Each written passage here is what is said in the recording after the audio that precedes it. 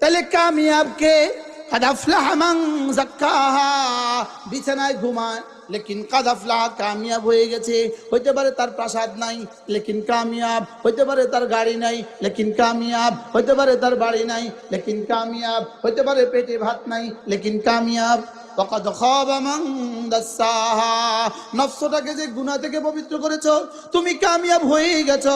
আর নফসটাকে যে গুনাহ দিয়ে আলুদা করেছো, গুনাহ দিয়ে ব্যক্তিত করেছো, গুনাহ দিয়ে গান্দা করেছো, তুমি নাকাম হয়ে গেছো।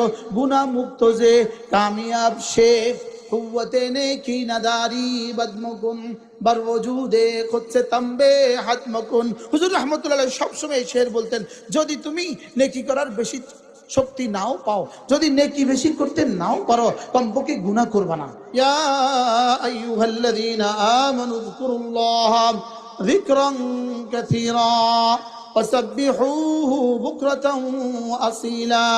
রব্বুল আলামিন বলেন, হে ঈমানওয়ালারা, তোমরা না বেশি বেশি করে জিকির করো, বেশি বেশি করে জিকির করো। হযরত আব্দুল্লাহ ইবনে আব্বাস রাদিয়াল্লাহু তাআলা বলেন, কোন মানুষ যদি প্রতিদিন কমপক্ষে 300 বার জিকির করে, এই মানুষটাকে অবশ্যই আল্লাহ তাআলা হাশরের ময়দানে তুলবেন বেশি বেশি জিকির করনেওয়ালা বানায়া। কাদ আফলাহা মান তাযাক্কা ওয়া যাকারা ইসমা রাব্বিহি ফাসাল্লা। রব্বুল আলামিন বলেন, দুনিয়াত কামিয়াব মানুষের পরিচয় হলো এরা না নামাজও পড়ে জিকিরও করে।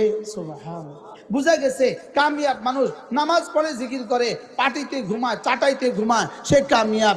নামাজও পড়ে জিকির করে রিকশাওয়ালা, রবের ভাষা সে কামিয়াব। নামাজও পড়ে জিকিরও করে অটোওয়ালা, রব্বে করিমের ভাষা সে কামিয়াব। তাফসীরে কবীরের মধ্যে ইমাম রাজি রহমতুল্লাহ আলাইহি লিখছেন, ওয়া যাকারা ইসমা রাব্বিহি ফাসাল্লা। এর তরজমা কি? ইমাম রাজি রহমতুল্লাহ আলাইহি এক তাফসীর এটা করছেন, এরা না নামাজ পড়ে এবং নামাজের পরে আওরাদে মাসনুনাগুলো পড়ে। আল্লাহু আকবার। ইমাম রাজি রহমতুল্লাহ আলাইহি তাফসীরে কবীরের মধ্যে লিখছেন, কাদ আফলাহা মান তাযাক্কা ওয়া যাকারা ইসমা রাব্বিহি ফাসাল্লা। ফালাহের চিহ্ন কাদ আফলাহা। কাদ আফলাহা মানে কি? কামিয়াব। কি? কামিয়াব হয়ে গেছে। তো আল্লামা ইবনে তাফসীরে কবীর ইমাম রাজি আলাইহির রহমান লিখছেন, কামিয়াব মানুষ কারা? নামাজ পড়ে যারা, 2 নাম্বার নামাজের পরে জিকির করে যারা।